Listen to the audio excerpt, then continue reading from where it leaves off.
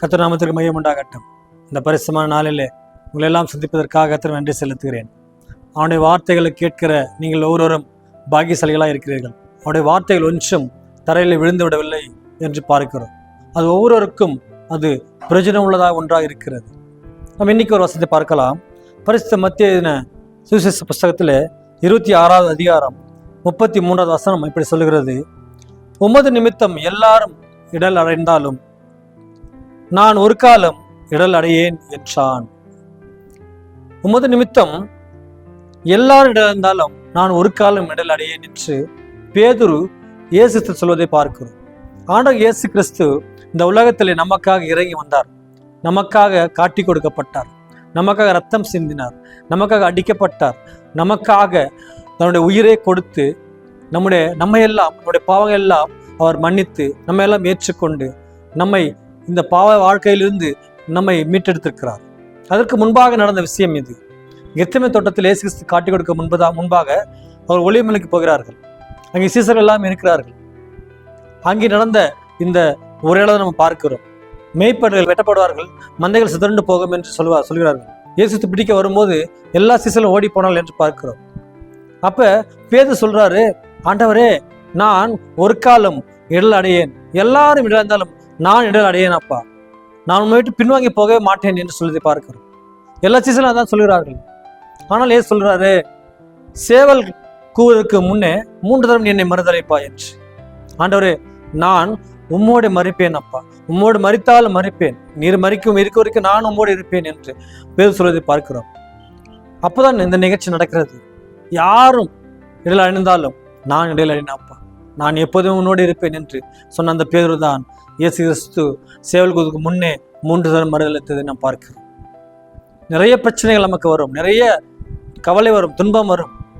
ஆண்டவரோடு இருந்த சீசர்கள், ஆண்டவரோடு இருந்தவர்கள், இயேசு கிறிஸ்து செய்த அற்புதங்கள் எல்லாத்தையும் பார்த்தவர்கள். ஆனாலும் பாருங்க, கடைசி நேரத்திலே இயேசு கிறிஸ்து பிடிக்கப்படும் போது எல்லா சீசர்களும் விட்டு ஓடி போகிறார்கள். இந்த பேதுருமே விட்டு ஓடி போகிறான். அதன் பின்புதான் இயேசு கிறிஸ்து அந்த இடத்துல ஒருத்தர் வைக்கப்படும் போதுதான் அவன் அங்கே இருக்கிறான். நீ கலினே போல இருக்கிறாயே என்று. நான் இல்லை, நான் அப்படி இல்லை, நான் அவன் இல்லை. நீ இயேசு கிறிஸ்துவை போல இருக்கிறாய், நீ அவள் ஒருவன் தானே? இல்லை, அவள் யாருன்னு எனக்கு தெரியாது. இல்லை, நீ அவரோடு இருந்தவன் தானே என்று 3 தரம் கேட்கும்போது அவரை குறித்து சபிக்கவும் தொடங்கினான், அவரை திட்டத் தொடங்கினான், மறுதலிக்க தொடங்கினான் என்று பார்க்கிறோம். இப்படிதான் நம்ம சில நேரங்களிலே சில காரியங்கள் நிமித்தம் ஆண்டவர் மறுதலிக்கலாக இருக்கிறோம், இடலைகளாக இருக்கிறோம். சோதனை வரும்பொழுது அதில் நாம் ஜெயிக்க கூடாதபடி பிசாசானவன் பாருங்க, அவன் மறுதலிக்கும்படியாக இடலடையும்படியாக செய்கிறான். நான் இடல் அடைய மாட்டேன் அப்பா, எப்போதும் உம்மோட இருப்பேன், எப்போதும் உம்மோட இருப்பேன், நான் மரித்தாலும் உம்மோட இருப்பேன் என்று சொன்ன அந்த பேதுரு தான் இடல் அடைந்தான். யார் இடல் அடைந்தாலும் நான் ஒரு கால் இடல் அடையேன் என்று சொன்ன அந்த பேதுருக்கு போலதான் நமக்கு இன்றைக்கும் சில நேரங்களிலே சில பிரச்சனைகள் வந்து கொண்டிருக்கிறது, சில சோதனை வந்து கொண்டிருக்கிறது. நாம் அதில் மேற்கொள்ளாதபடி, ஜெயிக்காதபடி பிசாசானவன் நம்மளை அழித்து கொண்டே இருக்கிறான். நம்ம அதிலிருந்து விடுபட்டவர்களாக இருக்க வேண்டும். இந்த கடைசி நாட்கள் நாம் இருக்கிறோம். இயேசு கிறிஸ்து வரும் நாட்களில் கடைசி நாட்கள் நாம் இருக்கிறோம்.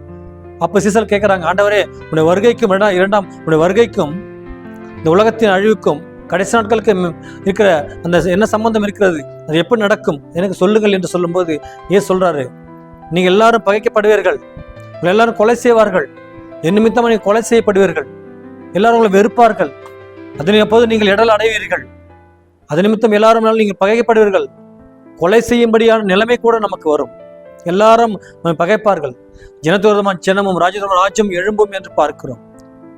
எல்லாரும் யார் வேண்டுமானாலும் இதில் அழிந்து போகலாம், ஆனாலும் கடைசி வரைக்கும் நாம் நிலைத்திருக்க வேண்டும். முடிப்பது நிலை பண்ண ரட்சிக்கப்படுவான் என்று பார்க்கிறோம். அப்படி நமக்கு வருகிற சோதனைகள், நமக்கு இடர்கள் எல்லாவற்றுமே நம்ம தூக்கி போடுகளாக இருக்க வேண்டும். ஆண்டவரோடு இருந்த இந்த சீசனே அப்படித்தான் செய்தான். ஆனால் பிற்காலத்தில் அந்த பெயரை கொண்டு ஆண்டவர் செய்த மிகப்பெரிய அதிசயங்கள் அற்புதங்களையும் மிக மிக அதிகமாக இருக்கிறது.